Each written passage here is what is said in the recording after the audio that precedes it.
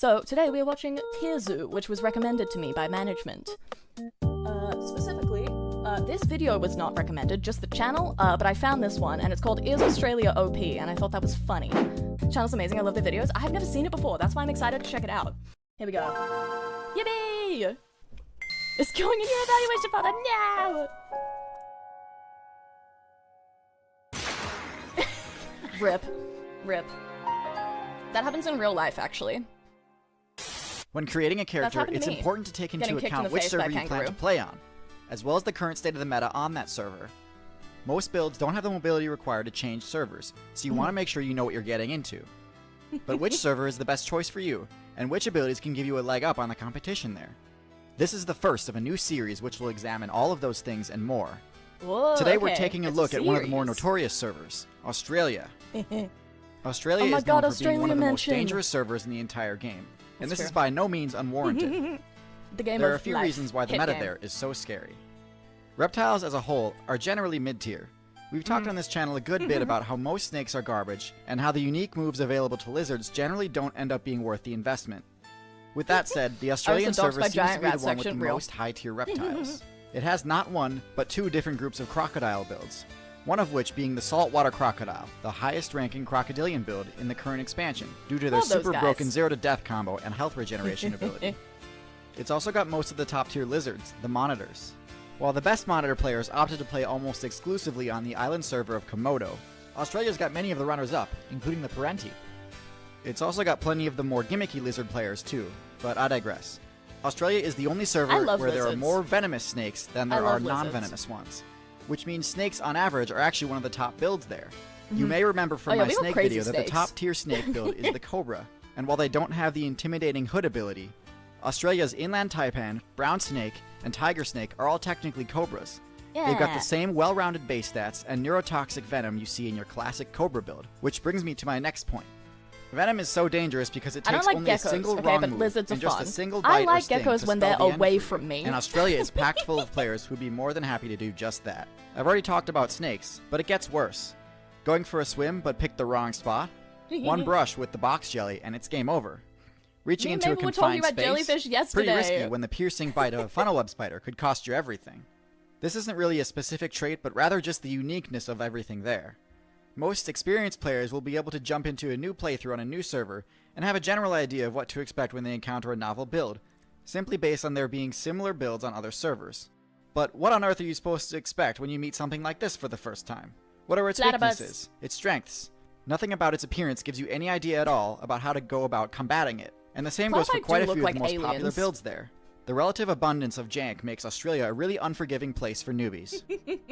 Honestly, real. I do recognize While all of that can Australian definitely be frustrating to play against, for sure like it's important to also recognize all the things Australia is lacking in. Number 1, a lack of tanks. The best tank builds tend to be mammals, which opted for high defense and HP. Oh, that's fair, This tends to come at the cost of mobility, making it difficult for tanks to function as carnivores. And so most tank players tend to choose the herbivore faction. Unfortunately, Australia's abysmally low rainfall means the spawn rate for plants is too slow to support a large herbivorous tank. This leaves the rushdown and ambush-based builds without a counter and lets them get away with strats they otherwise shouldn't be able to. Number 2, a lack of powerful mammals. One of the reasons reptiles do so well on the Australian server is because instead of having to deal with their worst hard counter, carnivorans, they instead are faced with a different group of mammals, marsupials and monotremes. I won't beat around the bush here. These builds are mostly low tier for one very specific reason: low intelligence. The majority of marsupial players go for the small generalist approach, similar to rats and raccoons, but they're missing what makes these builds so effective: problem solving. Marsupials, such as wombats, wallabies, opossums, and kangaroos, all lack the perk that allows most mammals to access higher intelligence-based abilities, the corpus callosum. Since they don't have this, the best strategy is to drop the generalist playstyle in favor of the mobile herbivore. I'm great at problem solving. This is actually what makes kangaroos the only marsupial builds to break out of low tier and find their way into actual relevance in the meta. While they aren't tanks, they've essentially taken inspiration from the rabbit or gazelle build and made it bulkier at the expense of intelligence. But I even think so, if I were to you compare assign competing a builds that have kangaroo to similar like a stats D&D and class, I know strategies, this is video game intelligence based, is almost but if a always the kangaroo- tiebreaker. It's why even though they're relatively new to I'd the say a server, kangaroo would be a dingoes monk. and feral cats are oppressing their marsupial counterparts, like the thylacine and the quoll, which brings me to my last point. lack of stability. The Australian meta is at a major tipping point. While there's no meta that went unaffected by the Anthropocene expansion, Australia saw the highest influx of new players and also the highest rate of quitting of any current server. Even though more unique builds exist there than almost anywhere else, the high tiers are mostly full of invaders. Dingoes, cats, humans, cane toads, rabbits, and yellow jackets all conquered the server because they exploited the weaknesses within the meta. Show.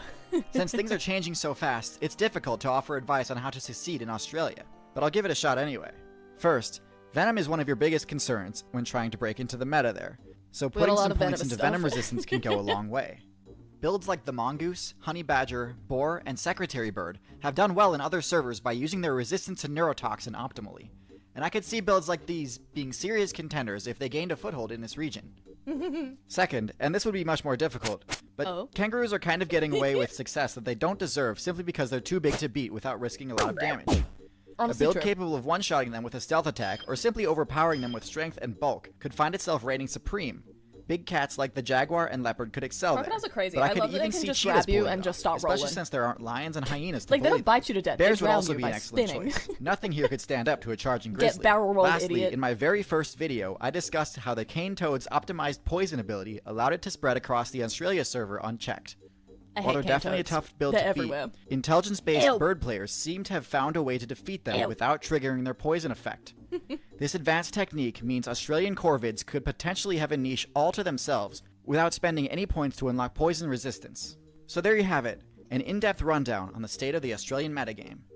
This was a bit different from my normal tier list style videos, so if you enjoyed it and want to see me cover other game servers, the comments below are your best way to let me know. Kane's a stupid Special thanks to my patrons for bringing my monthly pledges out of freefall and allowing me to continue bringing you guys top tier content. They'd be top tier easily. If you're still here, I do have a shout out / wholesome story I'd like to tell. I'm not going to drag this video out, so instead I'm just going to let you guys read the story in the video description. Merry Christmas, Happy Holidays. Did you manage to eat anything? Yeah, I'm like halfway through. I'm efficient, I promise.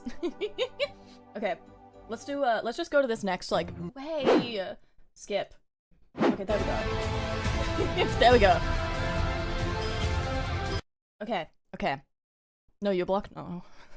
I keep getting the notification that says, we know you're using an ad blocker.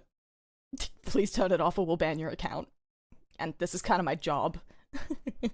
I can't do that, sadly. Okay, hold on, let me turn that down a little bit. I know that Overwatch sounds. I know those Overwatch sounds. No premium? Damn, listen.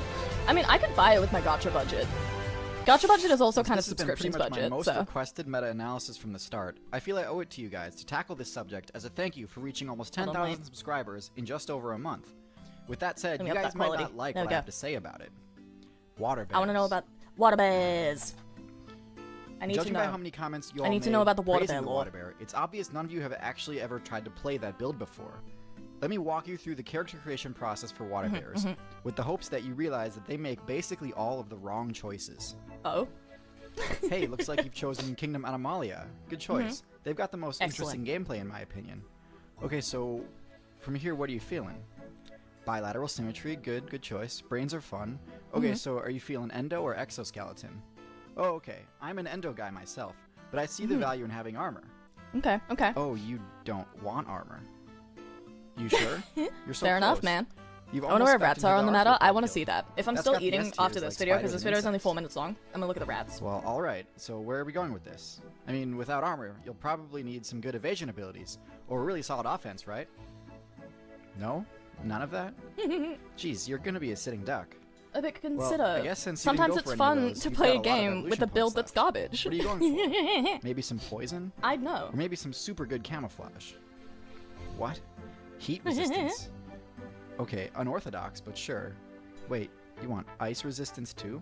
I trust the tardigrades build suggestions. Well, okay, there you go. I trust this. What else?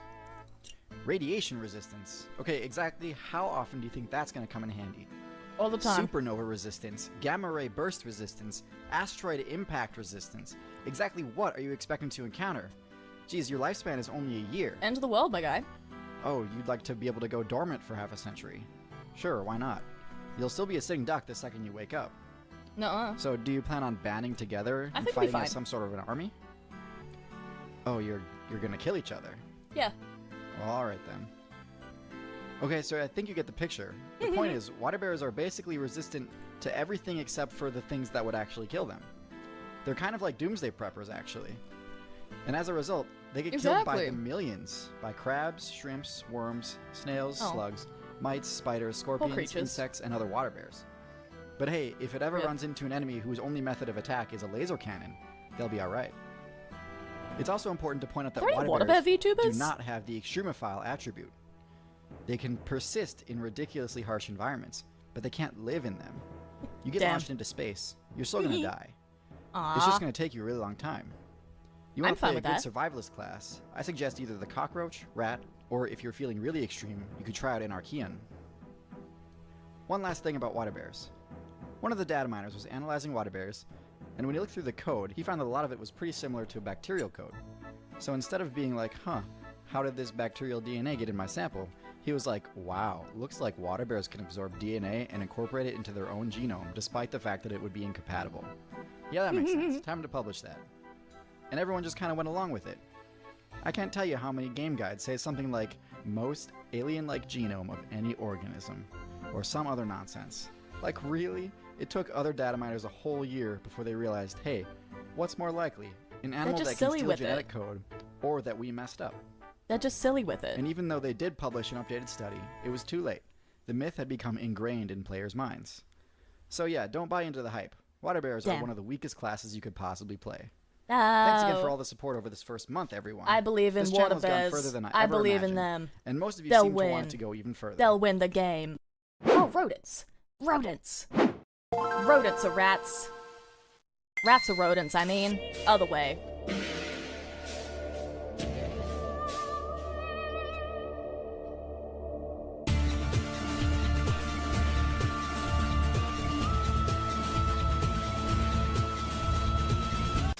The Cretaceous Balance Patch nerfed a lot of the top builds, but one of the builds that managed to get through unscathed was the Rodent.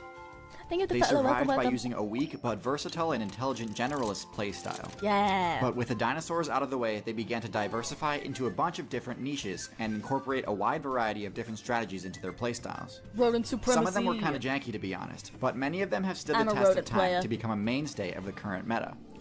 Rodents all have one attribute in common, their signature incisor teeth, which, while not very useful in combat, can deal severe damage to structures. Making the most of this ability is a core component of rodent gameplay. Rodents are on the weaker side when it comes to combat, and most stick to the evasive generalist strategy, relying on their intelligence stat and special abilities to remain competitive. Mastering this type of gameplay is difficult, but luckily their relatively short spawn time helps mitigate I can't this do challenge. mazes, I'm directionally Even though their challenged. bread and butter moveset is pretty consistent, I got the rest of the rat there are stuff, several though. unique builds that stand out as particularly viable, so let's get into the tier list now. Okay. So bottom of the tier list is the lemming, but not for the reason you might think. Rats S It's a tier. common misconception that lemmings have such a low intelligence stat that the only thing they're good at is getting a big group together, jumping off the stage, and uninstalling. This isn't true, although to be honest, if you're manning the lemming, you might be better off uninstalling. But anyways, those Twitch clips are fake, don't be fooled. The actual lemming playstyle is only slightly more effective though. It revolves entirely around hoping that the Blizzard World event happens and creates the deep snow biome.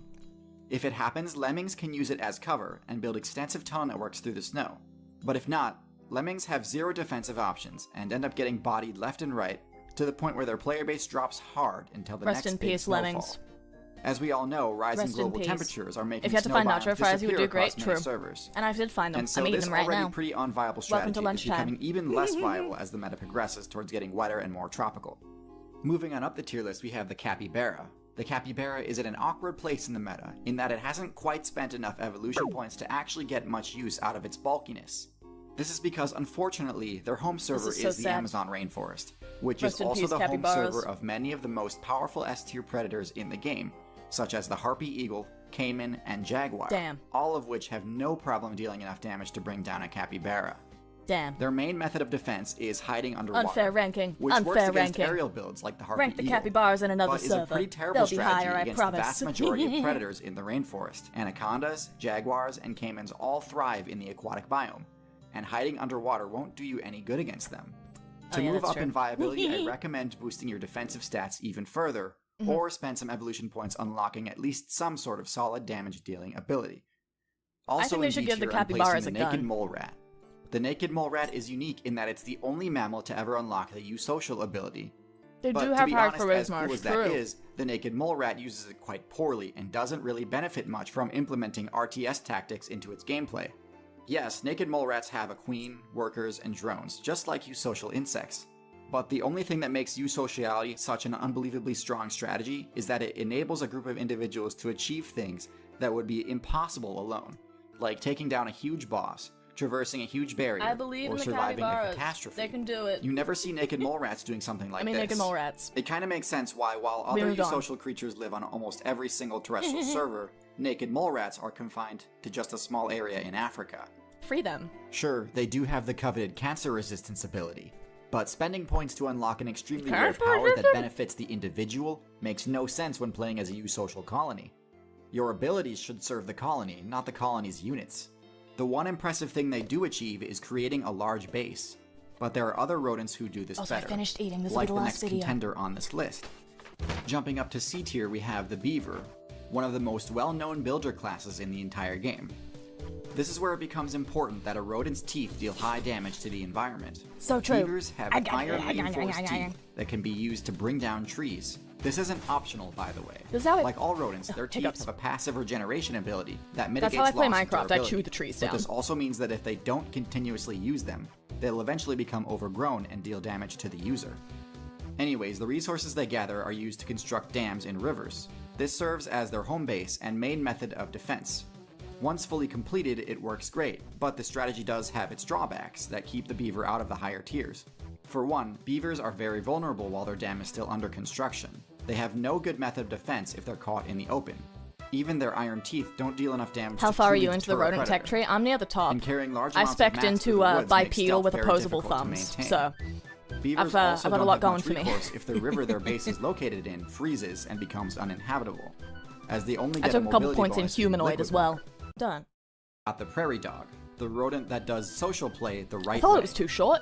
Like lemmings, they create I thought it was elaborate too short. tunnel systems, but unlike lemmings, they do it in the ground, which is Has a crowd control Pokemon. It's going well. It's going well. We've taken a quick lunch break, but I'll be back to it in a minute. Each prairie dog is an individual player with free control, but they do all work I love together prairie to protect dogs. each other by keeping watch and using team chat to warn each other That when a that sound player is activated me nearby. like a sleeper agent. They have no other defensive abilities, but somehow this strategy makes the matchup nearly impossible for builds like the Coyote and Hawk to actually catch them.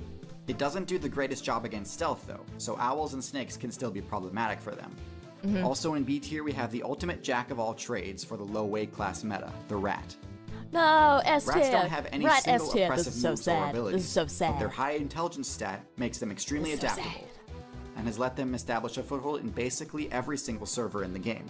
Rat Their everywhere. ability to function in a wide variety Rats of diverse everywhere. situations makes them a nightmare for new players to deal with, and their rodent teeth allow them to bypass barriers that would be impassable for most builds. Thank you for the bits. Thank Rats you. rose to popularity in the meta because of their ability to stow away on the ships humans used for fast travel, and then wreak havoc on islands that they stopped at.